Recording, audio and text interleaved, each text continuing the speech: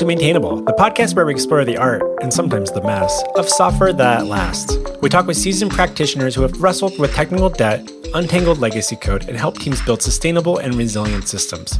Because good software isn't just about shipping fast, it's about making it last. I'm your host, Robbie Russell.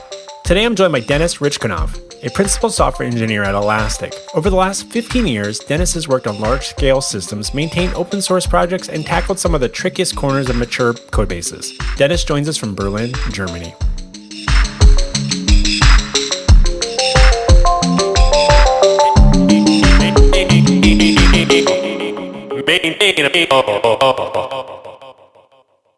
Denis Rechkunov, welcome to Maintainable. Thank you for having me. So as you reflect on your experience in the industry, what do you believe are a few common characteristics of, dare I say, well-maintained software? Besides the obvious, I think everybody would say documented code, tested code, and everything. I think the important parts for engineers who work on the code is that it's consistent across all the files, across the code base. For instance, you look at one file and you can expect the same patterns applied in a different file. So it looks like it's written by the same person. In terms of tests, I would rather appreciate testability. So it's written in a way that you can mock things, you can write tests fairly easily, and the test coverage is reasonable. So it doesn't have to be covering every single line, but it has to be tested in the critical areas. And agility, what I mean by that is that especially in startups, the direction of your product can take very different direction very quickly, and your code base should be able to adapt, but without fanatism and building everything in a generic way. So these are four most important points on my end. Which of those do you see teams, in your experience, struggling with the most? I think that's the consistency. For instance, we are a diverse team of engineers. We have different preferences, and we have an open source project that we're working on, and we obviously have external contributors because of that. And it's quite hard to maintain consistency across different modules of the system because they're just written by different people, and not everybody would look at the other part of the system and compare how they're approaching the solution. So I think it's mostly up to reviewers to recognize how close it is to the rest of the code base, but also you don't want to be authoritarian and say we're not accepting this pull request because I don't like your code style or something. And this is where automation and tools like linters come handy, because it's due to the human nature that we would rather listen to a machine than to another human. And I think it's very useful to have tools that would tell you what to do and what standards you have to comply with. We talk a lot about with guests about things like linters, and obviously someone or a team needs to come to a consensus on what the rules of your organization, your team, how you're going to approach these things. When we talk about consistency, something that also tends to pop up, it's not so much necessarily just because it's different developers on the team at the moment, but just different eras of when maybe different patterns were used with the technology or the tool set they're using, and maybe what was in vogue 3 years ago, there's some new ways of thinking about it. So how do you kind of think about that in your team where okay, we want to start trying a new pattern for how we're going to, let's say, maybe at a really basic level is files, they should look the same, but hey, we're going to structure things a little bit different because we think this existing pattern is no longer working. So we need to retrofit it, but we can't switch them all at the same time because we're kind of in an experimental phase. What's that process kind of look like for you before you get to the point where we're going all in on this? That's a very good point, Robbie, and that's why consistency is so hard, because you cannot really rewrite the entire code base with, 100,000 files or lines of code just to comply a new pattern. But in general, you need to be reasonable in order how you apply a new approach in your code base, especially if it's a big legacy code base like I work on most of the time. You cannot just replace everything at once. But what you can do is to limit the exposure, the scope. For instance, there is a module that is reasonably sized and it's not critical for the customer. So nobody would suffer financial losses, for instance, if something happens in this module, and you start experimenting there. And if you see that this pattern really saves you time and increases your code's maintainability, maybe it's worth investing in the next module. So that's why your software in general should be modular enough so you can scope your changes, scope your refactoring, scope your experimentation in a reasonable chunk that you don't have to apply this to the entire code base at once. And for instance, we had a policy when we introduced the linter about three years ago in our Golang code base. There's a mainstream linter that everybody's using called Golang CI. We aligned on a set of rules. We ran it and it just crashed because there's so much to report that it couldn't handle it. So we made a rule that when you open a pull request, you touch some files, the issues reported in these files, these are the ones you need to address. And this is how we kind of crowdsource fixing all the linter issues in our code base. That could be one of the approaches. But as I said, it's better to have a scope where you experiment, demonstrate it to the team. And if the team agrees that it brings the value, the most important part is that it should bring the value. Otherwise, it doesn't make sense. That makes a lot of sense. I'm curious in that example about the linter, you're saying that, so was it that when people would push the things to the CI, would the linter only run primarily on the files that changed in that scenario? Or were you kind of scope? Because if it wasn't going to be able to run it across the whole thing, because you're like, well, we already know we've got a lot of hundreds of thousands of issues. I'm just making up a number there, but can't address all those right now. But for the things that we're working on, we can at least start. If you touch a file, let's fix it while we're in it. Is that kind of how your team approached it? Yeah, and we also try to be fair and don't force external contributors to do that because it's our team's business, it's our technical debt, so we don't want to put it on the external contributors. They already had enough with us reviewing and criticizing their contributions. So the way we did this, there's an automation on GitHub that already works this way. It applies the linter scanning only to the diff. And I also introduced a local make tagger that you can run and just check the changes in your commit on your branch. And this is how you can fix everything locally that you will be asked to fix later in the pull request itself.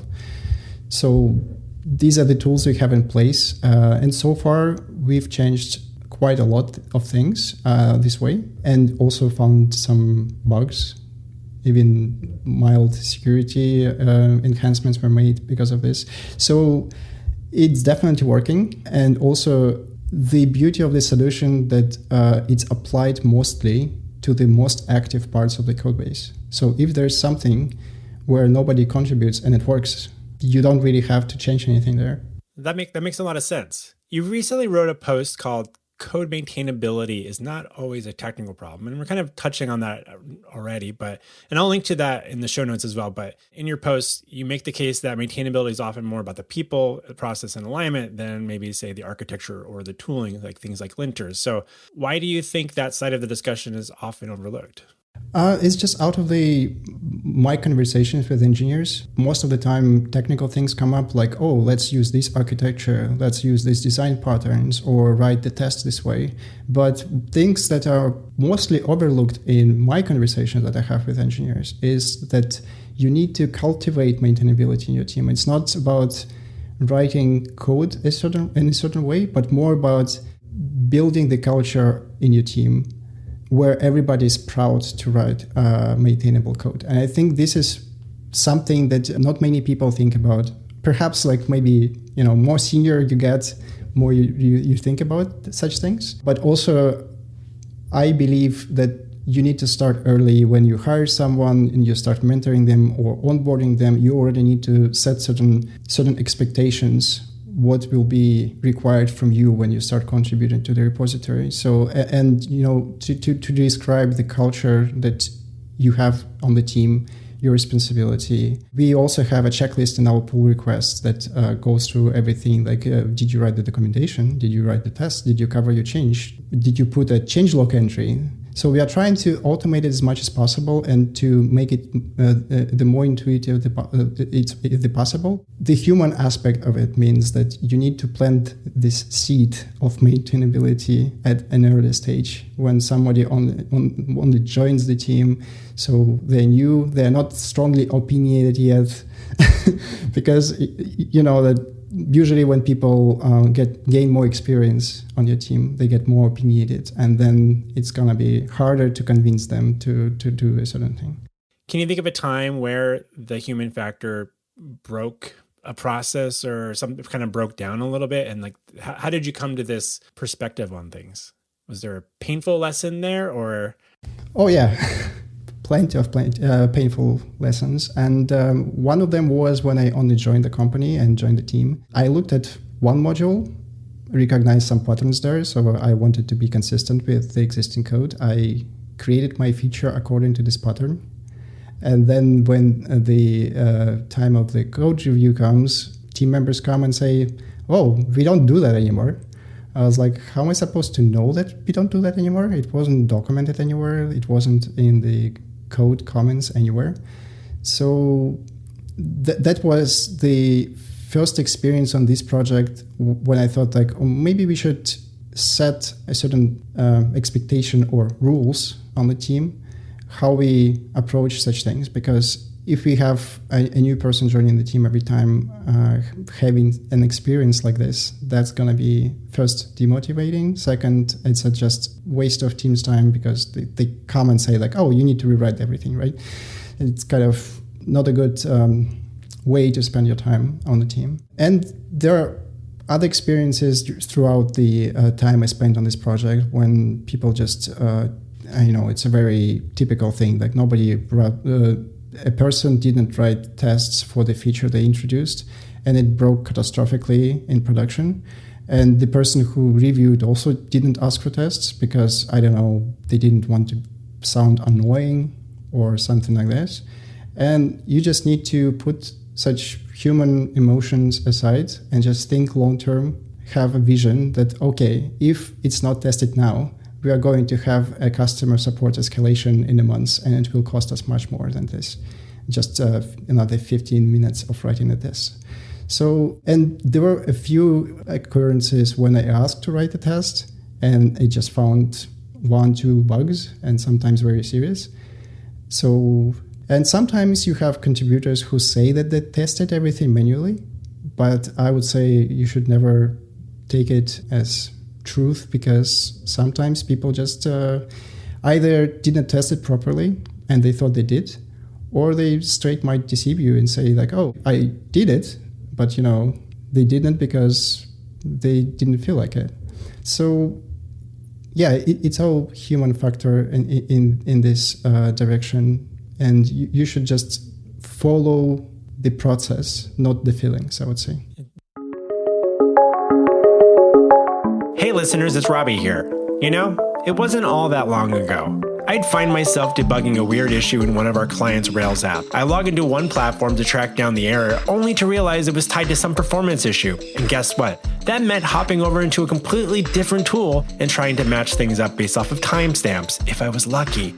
And let me tell you, my productivity didn't exactly thank me for that. Enter AppSignal, our podcast sponsor, and the tool that eliminates all that back and forth. They bring error tracking, performance monitoring, host metrics, custom metrics, uptime monitoring, and logging into one seamless platform. It's a single source of truth that helps keep your app running like a well-rehearsed symphony. Whether you're working with Ruby, Elixir, Node, Python, or tracking front-end errors in JavaScript, AppSignal has your back. They're always adding support for more languages and frameworks too. And here's the best part. AppSignal won't break the bank. Plans start at just $23 US a month. Plus, they're ISO 27001 certified and fully GDPR and HIPAA compliant, so your data is safe. Oh, and because you're a loyal Maintainable listener, you can use the promo code Maintainable at checkout for 10% off your first year.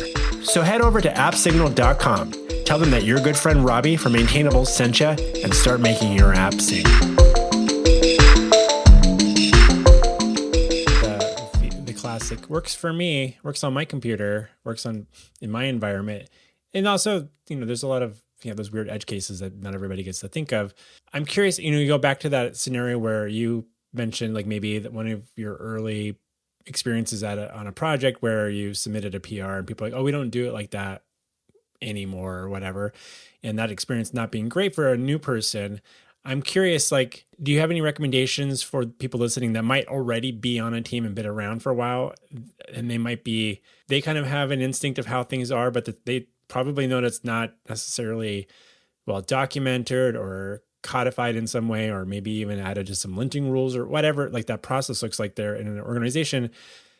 Are there any patterns they should be kind of being aware of if like there's new people coming in and like if they I'm just kind of like, maybe I'm answering this for you, but like if they're finding there's a pattern of like, hey, new people are coming on board, and in the first few months they seem to be making the same mistakes, or I'm air quoting mistakes there, but because they don't know about something, but maybe that's actually something that the listeners that have been around for a while, should probably do something about and not put it on the newcomers to kind of pitch those ideas?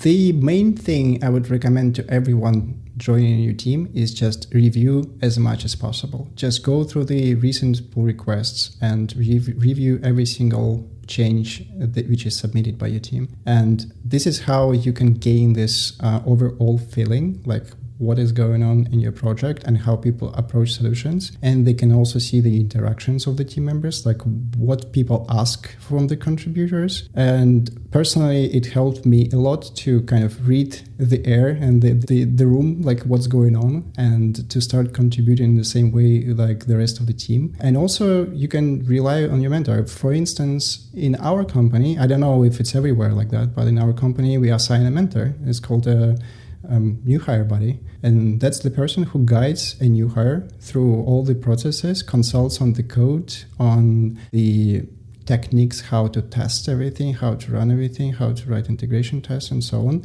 So anytime a new hire has a question, this person should be there for them. I think that's really, really useful for people to kind of reflect on. And I'm also kind of curious a little bit about how teams, when they're balancing, say, dealing with like people and process changes, when they're also trying to balance just the software, the technical fixes, and the backlog of things, and like, how do you weigh that up and be like, when do we find time or make time or prioritize these things?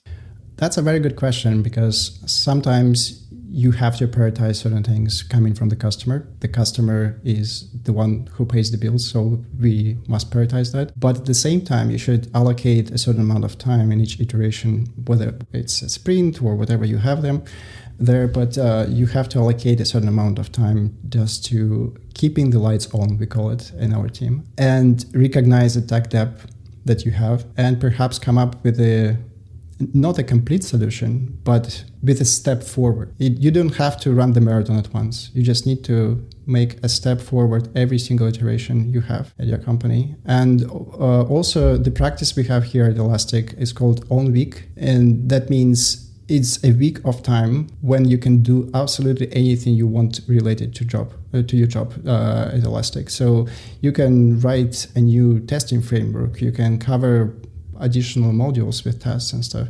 And it's a strict rule. It happens once a year. And a week of time obviously is not a huge amount of time, but you would be surprised to see what people could do in 1 week with a lot of passion, because certain pain points, they accumulate over time and people feel very passionate about fixing them. And this is when this fixing happens a lot. And I would recommend other companies to try this practice and just give engineers 1 week over time, 2 weeks over time, just to address the tech debt that they feel really passionate about. I'm curious, does Elastic do that where all the engineers are doing that at the same week, or is that something that you kind of they stagger it around, and so people have like those weeks to do some of that work?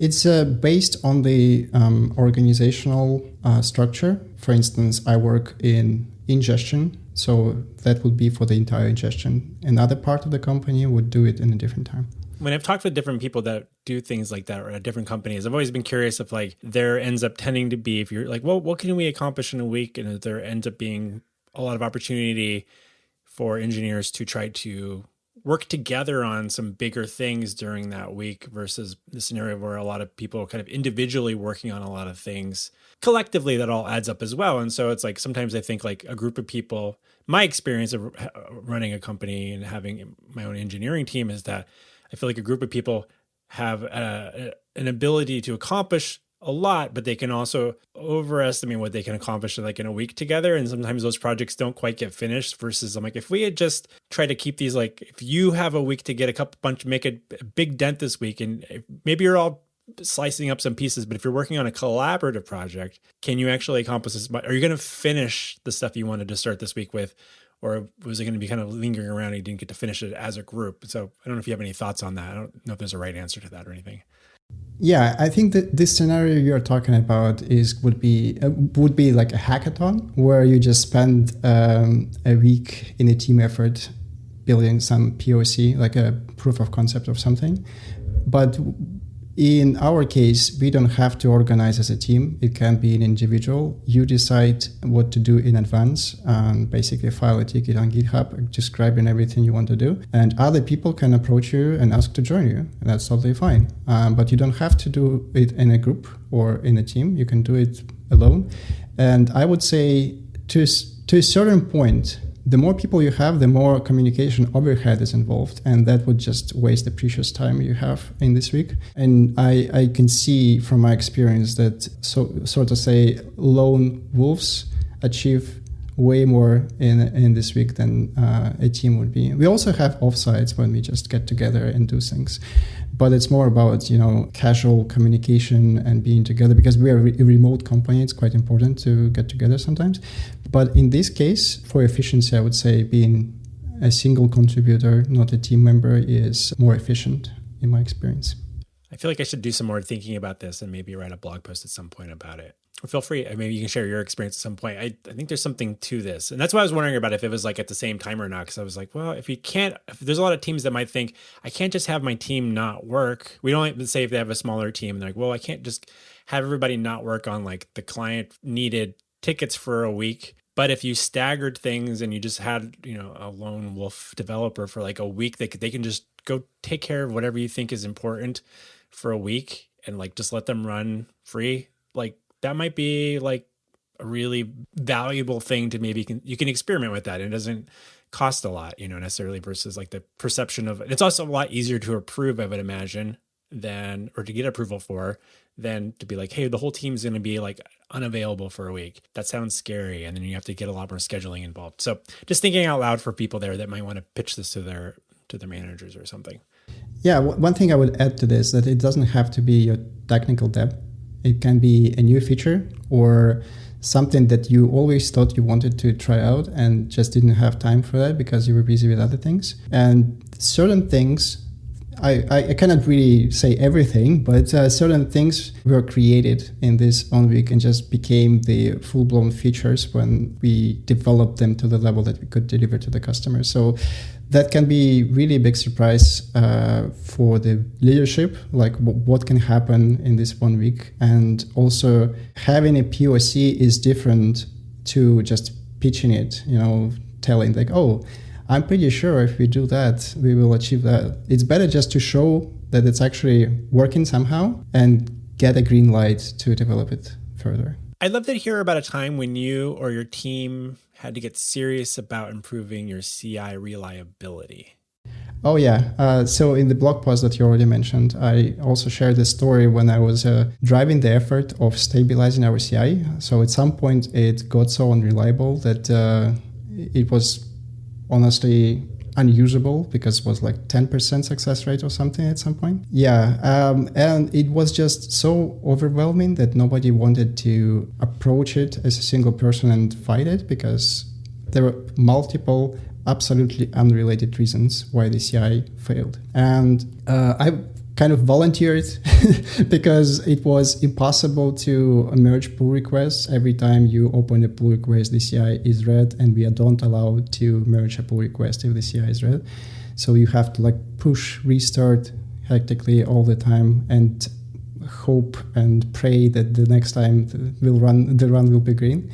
So I decided to jump on this insanely unreliable train and try to change the wheels on the fly, and that was a very interesting experience, and I think I learned a lot and grew professionally over this period of time. Especially when you have such an overwhelming problem, you need to approach it bit by bit. You cannot just solve everything at once. And the first thing that I did in approaching this is to structure the data. So I just started working on reporting to categorize all the failures. And once I got there, and I had a pie chart basically saying like, okay, this category of failures is 30%, this category is like 10%, it became obvious what should I focus on in my work and what I should start working on and prioritize things properly. And I learned insane things like the ARM architecture on GCP on Google Cloud wasn't really stable enough for our tests.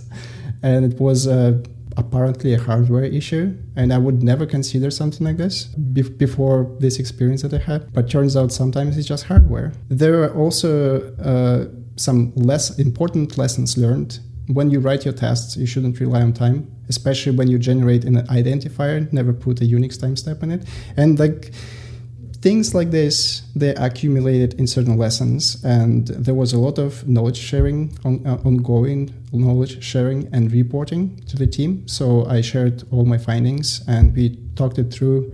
And people learned, for instance, about not using Unix time as a part of their identifier, because sometimes they collide. We'll be back with our conversation with Denis in just a moment. Hey, it's me, Robbie. Just want to say, hey, thanks for listening to the podcast.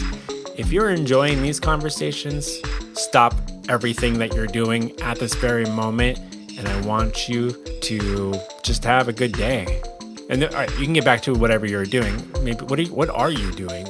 I mean, you're listening to me. This is weird. Talking on a podcast is such a weird experience because I'm just talking into the void. Who's listening? You know what? I really appreciate when people reach out. They'll send an email or DM me on Twitter or X or Blue Sky or Ruby Social or hit me up on LinkedIn. You just come out and just say, hey, I'm listening to the podcast. I'm enjoying the thing. By the way, have you written a review or rated Maintainable on Apple Podcast or Spotify? No, not yet? Well, maybe you could do that this week. Just go write a review. Give us 5 stars, 2 stars, 1 star, whatever. Just be honest, give useful feedback. And if you enjoyed a specific episode or want to tell people which episode they should start with, you say, hey, check out that interview with Denis. That was great. All right, let's get back to the show with Denis Rechkunov.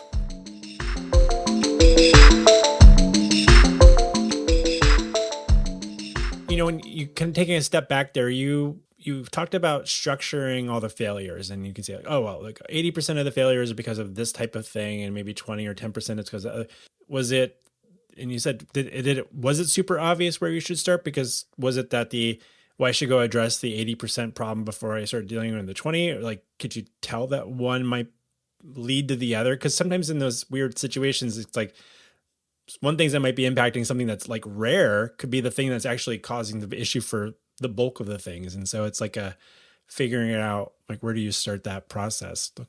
Yeah, that's exactly right. Sometimes it's about frequency, sometimes about severity of the issue, and sometimes you just have your testing framework working in a way that breaks all the things randomly.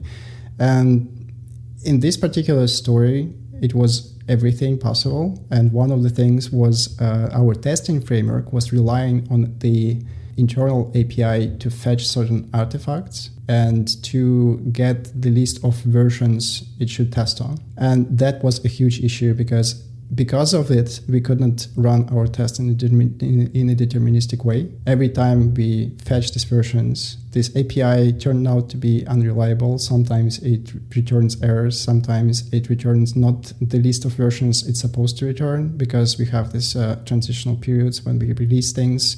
It's kind of all over the place.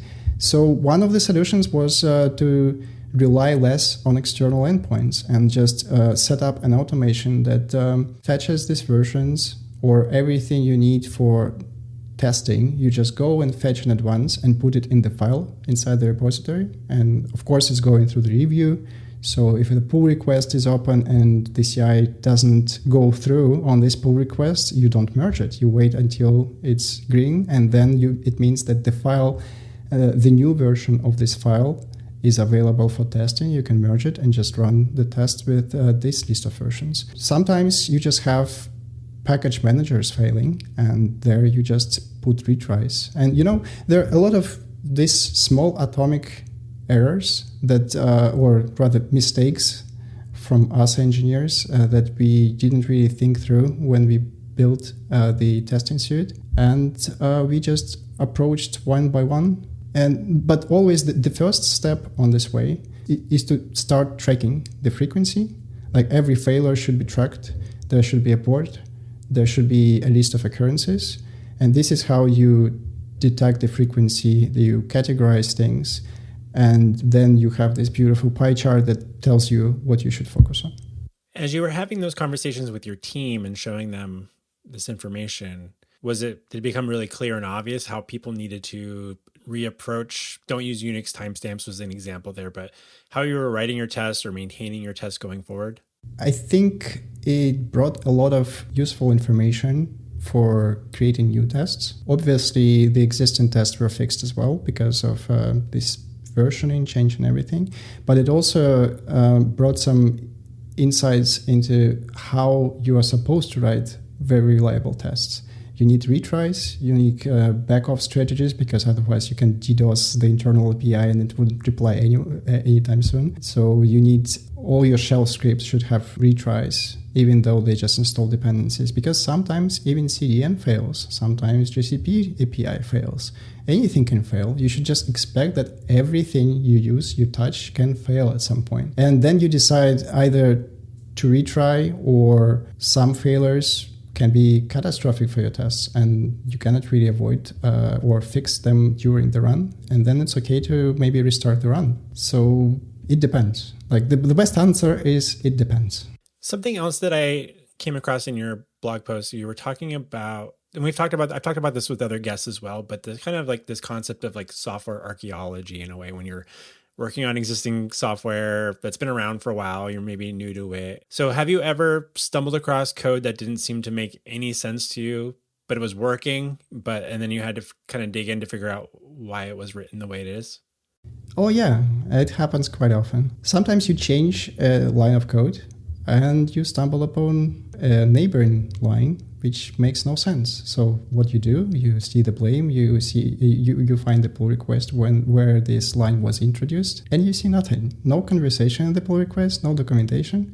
And that makes the archaeology very difficult, because if you don't know what kind of conversation took place behind the scenes, you would never understand this change. Because for you now, it doesn't make sense. And that's a good point for advocating for more documentation. And I don't mean documentation as like documentation files like Markdown or something, but rather documenting all your conversations. Don't talk on the Zoom call without summarizing everything on the pull request. It kind of sounds like common sense, but you will be surprised how many people just talk behind the scenes, make a decision, and then move on. They merge the pull request, approved, merged, and then a poor developer who joins the company 10 years later just completely puzzled and doesn't understand what happened there. I would say we should avoid making decisions behind the scenes and just document every conversation, even though it might feel silly that you just repeat everything you talked about. Because I know people who try to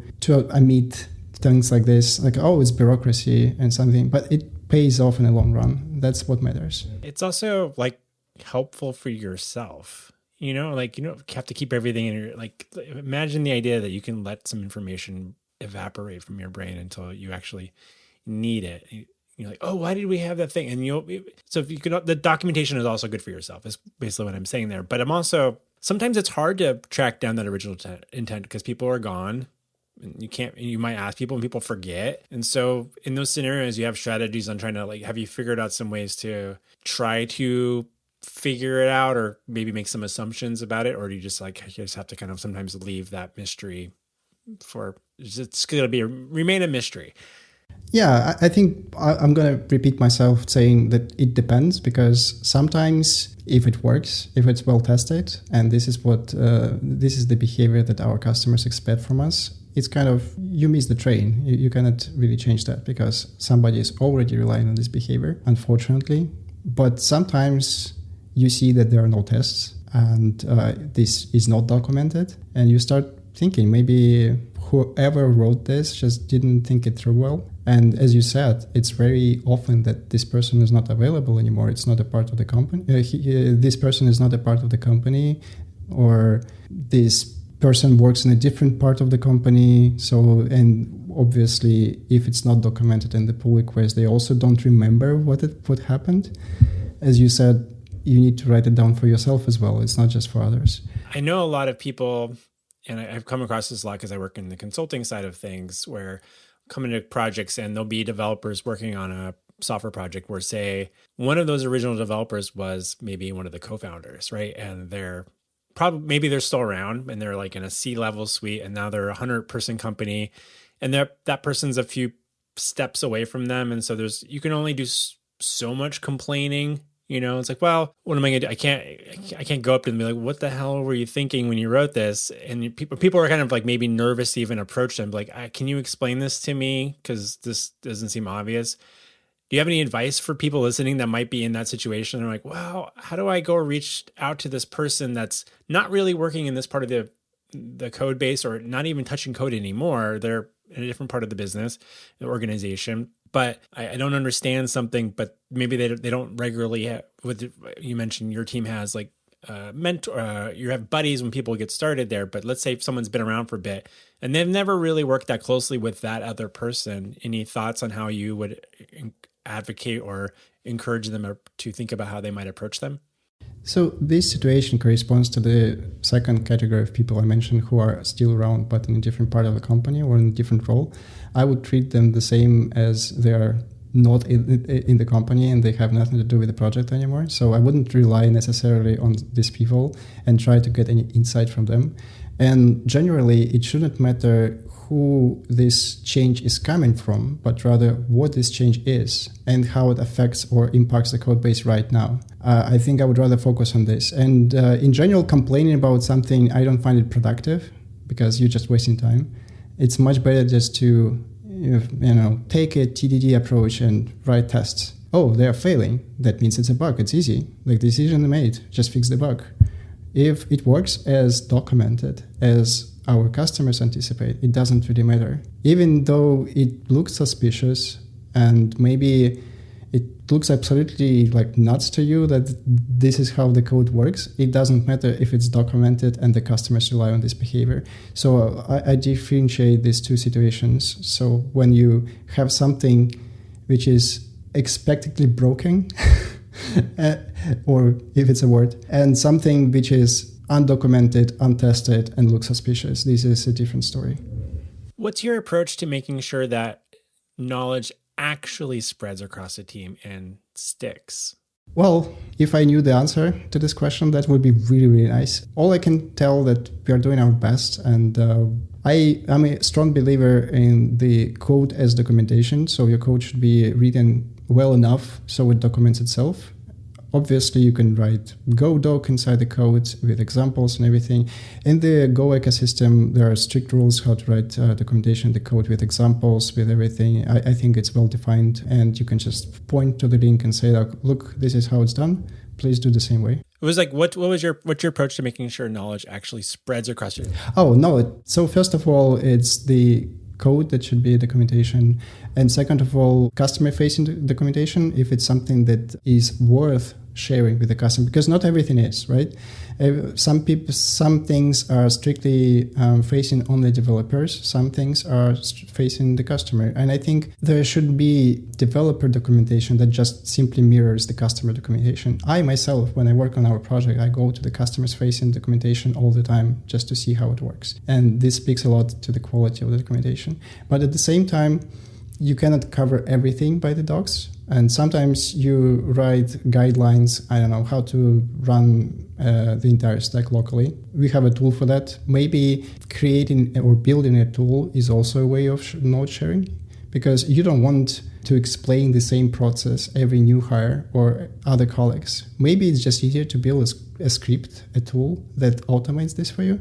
Just think about it. I mean, if it's a thing that you do very often, it makes sense to automate it or to build a tool that would serve as documentation for developers, sort of. And also, we have these team time sessions. I think it's bi-weekly now, where everybody can present anything they learned throughout these 2 weeks. And sometimes very cool things come out of it. Also, if one of our team members visits a conference somewhere, attends a conference, they can also present a highlight from this conference, like a highlight presentation. So I just think that it's important to have a platform for knowledge sharing and try to automate things that you don't want to reshare every single time you have a new team member. How do you go about encouraging people on your team to improve their storytelling or presentation skills if maybe they're not historically comfortable and they've not done it that much? And how do you help them kind of work through that process? I think one of the approaches we have is to motivate people to demo their work. This is how you gain like beginner experience in storytelling, and the scope of the audience is small and all the people in the audience are familiar people, so you're not as shy and nervous as you would be at a meetup with strangers or the big conference. I think you should start this way, just trying to talk about your work and try to kind of keep attention of your audience in a small scale first. Then escalate to local meetups. Like there's a website where you can find meetups on every topic. If it's Golang, Rust, if you're doing some hobby projects, whatever it is. It can be Elastic themed meetup and you can talk about your ongoing work at Elastic. And the most important thing in this all big picture is to have someone who gives you feedback, and it's not all positive. Because I think it's important to have someone who can honestly tell you how it went.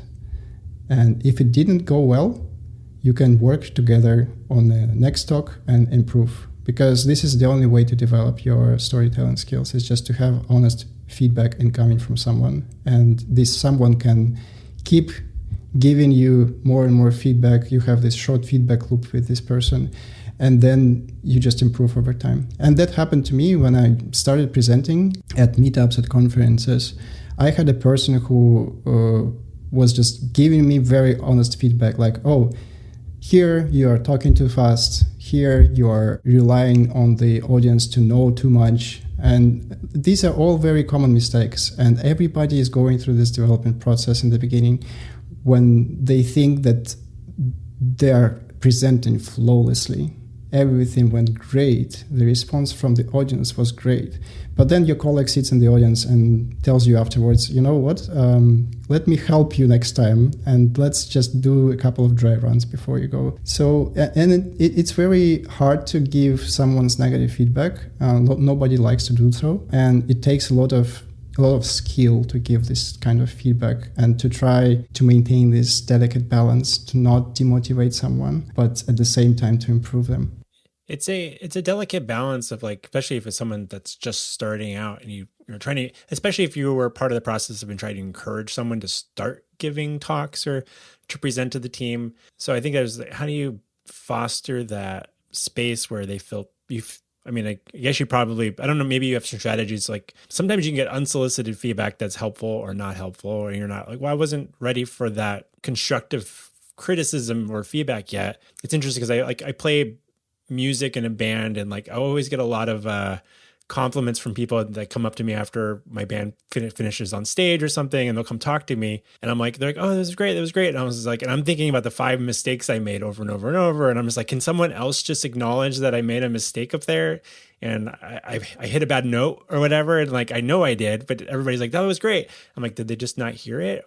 But the same thing when it comes to giving a tech talk or what have you, people are usually really positive. And so I'm always like, well, where can I get a little bit better at this? But then also, but to go back to the point around like giving somebody feedback, how do you foster that space where you feel like you can provide some constructive feedback to someone or ask someone else to give you some constructive feedback so that you're not just getting just the positive kind of affirmation?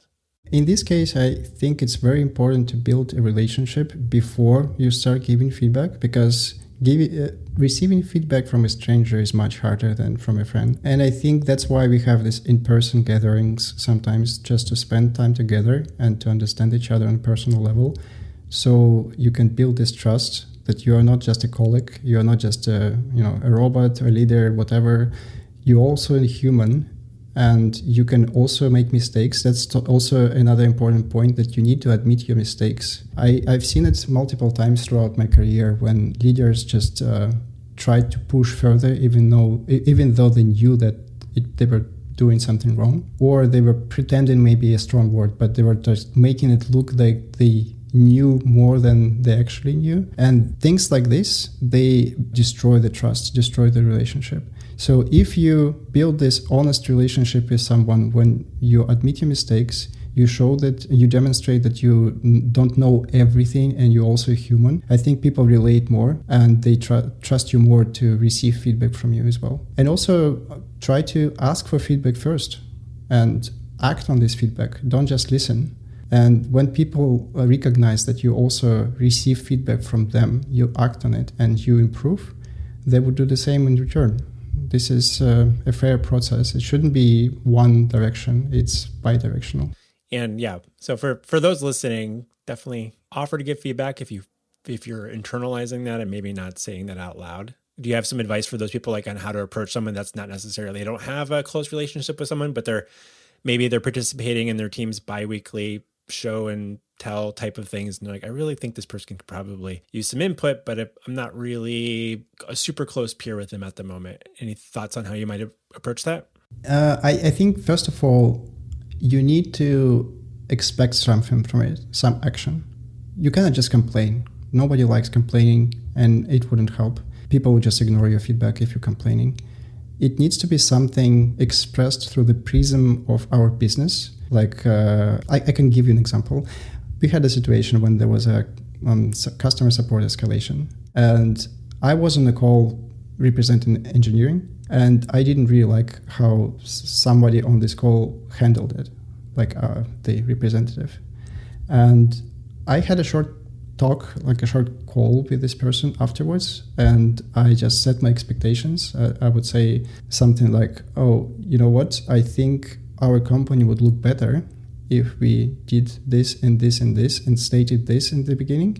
Otherwise, we look unprofessional. I mean, it can be harsh word, but I know I shared this feedback anyway because it was true. And I expected more from this person to take the steering wheel of the conversation. Instead, our customer tried to do it for us. That's not how you handle it. And I think first advice that I would give our listeners, that negative feedback loop is extremely important. If you don't have a negative feedback loop in your organization, that means you don't have real data on how everything operates. And people get frustrated. It's the same as you are compressing a spring, and at some point you cannot compress it further, it will just snap. And same thing with people. They will just quietly leave if you don't give them the platform for expressing their negative feedback and their suggestions. So I think in general, you just need to provide this platform, and you should also demonstrate that you act somehow. Otherwise, they would just stop giving you feedback. I like that. And I think that's a really useful example to think through. I think back on my career because I work in consulting and client services where we're working with companies, and like there's been so many times over the years where I'll be on a call with the client and I'm trying to not take the lead because I will just naturally do that because I'm the one that runs the company. And so I'm always trying to like give space for other people. And it's just like, sometimes I'm like, I wish people would speak up more or drive it more and not let the client take over the conversation too quickly, because then it derails what our goals were. Like we should be like, the clients are coming to us for our expertise and we're like handing it over and letting them drive the conversation. I'm like, this is not helping us, but it also, I can't go in and rescue it every time either, because I'm not going to be on every one of those calls. So it's always one of those trying to balance of like, okay, how do I, after this conversation, follow up with the team and be like, hey, we need to talk about how that went. And like, what could we have done better? And like, when did we lose grip on in the conversation or what have you, or on the requirements, and we're not getting to where we want to be as a company. And so I think I need to probably give more feedback quicker as well. So this is useful for me as well. Thanks, Denis. I would add to this a little bit that sometimes it's easier to just demonstrate by example, lead by example at moments like this. So if you see that someone is doing something wrong, just take the lead and demonstrate that it can be done differently and it works better. It might not work out and you can be mistaken. It's okay, but at least you tried. And it needs to be reasonable and follow common sense, of course. My scenario maybe, and like there's a interesting power dynamic of like, well, if I'm the owner of the company and take the wheel, what it doesn't do is make me feel like I can step away from not participating in the next type of conversation because I don't know if they'll take the wheel themselves. That's the challenge too. It's like, when can I get myself out of the middle of these types of conversations or not have to be there to pick the wheel up? Or can I just assume like maybe so one of my strategies over the years has been, I'm not going to be part of those conversations because you need to take the wheel yourself. And I just hope that it happens, but I'm not going to be there. I won't know if it did or didn't happen necessarily until I hear how the conversation went from the people that were part of it. And they'll have a different perspective. And they might also approach it differently and gets better results than I did as well. And that's okay. Yeah, what I meant is when you want to give some negative feedback to a person, maybe on the spot, you can just demonstrate your point and prove it later. Like you saw what I did there and I expected this from you. And it doesn't have to be like from top to down, from a leader to an engineer, but maybe from engineer to the leader as well. It doesn't matter what roles and levels are. But this is rather what I meant by demonstrating your point on the spot. Another topic I wanted to speak with you about, Denis, was about open source. In particular, you touched on it earlier that you work on open source projects at your organization and such. So you're spending a lot of time maintaining open source software. So what has that taught you about long-term maintainability or sustainability, I should say, more than anything when it comes to open source software versus like some internal type projects? I know it sounds kind of harsh, but just embrace the chaos. I think that's the only way to deal with open source in the long run. Everything, like every open source project that I know of, started in harmony. It was perfectly architected. It was beautiful. But at some point, it just, the life takes its place in your repository. And it's never going to stay perfect. And you just need to make your peace with it. So don't try to achieve 100% perfect maintainable code base. Try to scope it, as I mentioned before, scope it in small pieces. For instance, if you create new modules, you have a greenfield where you can build a beautiful house. But don't try to renovate something that costs you a fortune to renovate. And you know that you don't have this fortune to do that. That would be my approach. How do you balance, like, say, stability when you're adding like new features to an open source project like that? Oh, that's a good question. First of all, I know it kind of sounds obvious, but just write tests for your code and not maybe for everything, but for critical path that is used by the customer. I always keep repeating the same point that it's very important what is facing the customer. It doesn't really matter what you're using internally, what doesn't really affect critical use cases for the customer. So you should prioritize the quality based on the usage of certain parts of your system. And sometimes you just know statistics about customer support and their cases. What is the most problematic part of your system? Maybe you should work on stability or on resilience rather, because it's not kind of the same thing. You can write code, cover it with tests, it's all stable, but then it's not resilient because in a special edge case where the input is not correct, it just panics. Like in Golang, panic means like an exception that you cannot handle. It just crashes the entire process. So you shouldn't allow anything like this by design. And I think this is the important point. Don't try to build it perfectly, but try to prioritize based on what is exposed to the customer, to the user. When you're working on functionality or modifying functionality that's customer facing, user facing, how do you think about the design of like the API or the interface that they're exposed? Do you start thinking about what their experience is going to be as their starting point before you start thinking about the backend architecture behind that? Or is there kind of like what do you tend to see makes the most sense in that scenario? I'm a strong believer that you should start from the customer experience backwards, because customers in the end, they don't care about your implementation, how it's beautifully implemented under the hood. They care about their experience. So you should always start with this. So from the product side of things, how convenient it is to use, how well you handle and communicate errors back when some data is incorrect. And only then, when you paint this full picture of the user experience, then you need to figure out how to make it happen. And I think throughout my career, in the last 15 years, I've seen so many engineers prioritizing the technical implementation and then start to connect the dots with the product description, how it should be working. I think it's a big mistake. You just need to... I personally prefer TDD approach. I just write tests first, and these tests correspond to the user experience. For the last few years, I'm working as a backend engineer. So for me, user experience is mostly interfaces, output, or API calls. So and it's also important to have a vision when you drive a certain feature. Like I noticed when there is a person responsible for the entire end-to-end implementation, and this person is a feature owner and tries to drive the whole thing through, it works better because this person looks at the defined user experience, and this person also is involved in the implementation, even though it's a cross-team effort or something, but it needs to be one leader who carries the whole thing through. And I feel like this is the best practice that I've seen in my career, when there is a person, a leader who drives this thing. Hey folks, it's Robbie here. Is your team feeling stretched, stripping features, fixing bugs, juggling technical debt, and there's just not enough time to get it all done?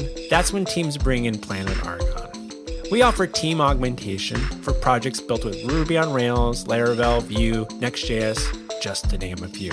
Sometimes that means embedding one of our developers alongside your team. Sometimes it's 2 or 3. We ramp up quickly, we work within your systems, and help you make progress without the overhead of hiring full-time people for the long term. Our goal is not to take over, it's to help your team move forward without burning out. Hit us up at planetargon.com. Again, that's planetargon.com. All right, let's get back to the show.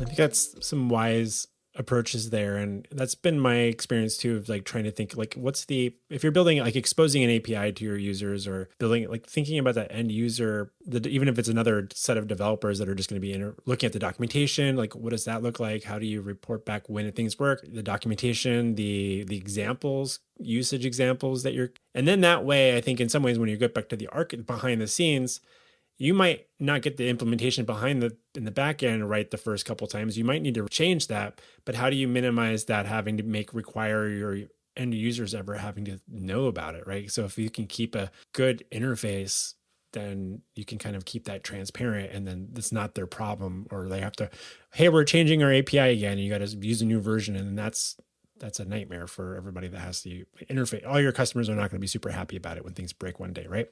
Yeah, the way we approach this, and this is back to my point that it's very important to have a leader, an engineer who works on the whole thing. And the implementation starts with describing the user experience and also discussing this right after it's described by the product. Like a recent feature I worked on, there was a product who just described the entire user experience, how it looks like. And then engineer who was assigned to this task comes and asks questions like, would it be better? Or, if we take this route, it's going to be way more complicated and it will take more time. If you're fine with this, me spending like 2 months more on this issue, I can work on this, no problem. But it would be more productive if we just, move this to a different spot, and that would be easier. And sometimes I personally delivered a feature that I really regret how I implemented it, but unfortunately it's already there, you cannot recall it. It would be a breaking change. And from the user experience perspective, like I went through the technical design without involving products or maybe not collecting enough feedback. It happened when I joined in the first year at the company. I didn't have enough context to implement it properly. And instead of one easy to use configuration option, I introduced 2 configuration options which are tied together and they're spread in different sections of the configuration. So to enable one configuration option, you need to enable the other. And architecturally, from how the product works, it made total sense. From the user experience, it didn't. And this is a good example how you shouldn't approach it. You should think, okay, I'm a user, I want to use this. How am I going to enable it? And go backwards from there. Related to open source, what's your perspective when the connection between security and privacy in terms of maintainability? Well, if there is no security or privacy, there's no product. That's my opinion. So you should be really paying a lot of attention to that. And you should have a kind of security champion on your team who advocates for that. But also perhaps some processes about how you introduce technical designs. So there should be a proper security review for new features. Not everything touches on security or users' data, so you don't have to do it all the time. But sometimes you need to recognize that, okay, this feature can really expose something. That's why we need a security review, or perhaps additional feedback, request additional feedback from someone else, from another team. That happens all the time. And as I said, if your code base doesn't address privacy or security issues, there is no product, because trust is not a renewable resource. If your customer lost trust in you, that's forever. Well, I don't know, for certain companies it might work out somehow, like the stock market demonstrated that a few times, but I would rather avoid risks like this and work hard before paying the price for such a mistake. No, that makes a lot of sense. All right. So for our listeners, if a listener wanted to make their code base a little bit more maintainable by the end of today, what's something that you would recommend they maybe think about? I would rather recommend to think about how would you talk to your colleagues and how would you cultivate maintainability in your team instead of thinking about technical details. Because if you have the right environment with the right values, because code maintainability should be a common value on your team. If this value is set right, I think this maintainability can come from the directions that you don't expect, like from these own week initiatives or from just people feeling passionate about refactoring something and spending additional time on that. I like that. I think that's helpful. Thanks for that. Couple quick last questions. Is there a non-programming book that you find yourself recommending to people? There is a series of books from Asimov about robots. I'm pretty sure that a lot of people know the movie with Will Smith, but I'm talking about the actual books, which are completely different to the movie. And I would recommend everyone to pick up this robots series, starting with the Caves of Steel, and try it out. Because this book is very relevant to our times when the AI is gaining more and more traction, and it actually gives you very nice perspective on the problems that can come up with artificial intelligence on the later stages of its development. I find it really relevant, surprisingly relevant at this time. I'm curious. I've not read those books, but do you feel like you're where we're at right now? Let's say like this week, just for context for folks, and this will get published in a little while, but ChatGPT, I think 5 was released the week that we're recording. So I'm curious, when you think about like those books and like what your understanding of what AI might look like in that world, do you feel like you have a better understanding of how what the AI that was being portrayed in those types of stories actually was behind the scenes versus like, I think I'm just saying that out loud in the sense, like when I think of like, oh, when you're interacting with like a computer in some Star Trek type thing or something, or one of these movies where I'm like, wait, did it actually have a lot of knowledge, or is it just predicting on what it should say? And like, so it's just like how intelligent is it, or is it? I think currently people are overestimating what LLMs can do, and they think it's the end solution, almost artificial general intelligence, which is not. And I would say engineers mostly understand this limitation, but people who less technical, I think they have a little bit of illusion what it is right now. And I would say these books, they portray what the actual artificial general intelligence will look like. And it's very realistic in this aspect. And what kind of social changes it will cause. and how it would affect humanity as multi-planet species and everything. So a lot of people know Foundation from Asimov because there's a TV show now, but I think this series of books is very underrated, and a lot of people I talk to, they have not read them, they have not even heard of them for a long time. And I think people should look at it at this particular moment when we are maybe years away from the actual artificial general intelligence. What was the name again? Can you remind me of the name of the first book that you recommend starting with? Caves of Steel. Yes. Yeah, this is the first book in the series. There is also, I can't remember all the titles, but I think it's something about the sun. It's on my bookshelf. I can check with that. No, I appreciate that. You know what? I'm going to make a commitment that I'm going to start reading that book next. There you go. My business partner has recommended it in the past, and I've just never got around to actually picking up a copy. So maybe I'll go to the bookstore and see if I can find a used copy of that and start reading it. I find it very realistic. I think this is how things might develop in the future for real. And it was written in like 50s. How crazy is that? That's wild. Well, I'll report back on how it goes for me. And where can listeners best find you online if they want to keep up with your thoughts on software engineering? I have a very modest blog called rdner.de,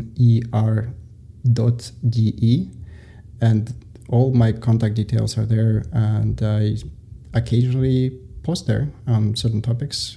Probably I should post more, but it's like you said, I'm writing down things for myself mostly, or when somebody asks the same question multiple times. Yeah. Well, excellent. I'll definitely include links to that in the show notes for everybody so people can track you down and maybe ask questions if they have them or see what you're up to. Thanks again, Denis, for joining us on Maintainable. Thank you so much for stopping by to talk shop with us. Thank you.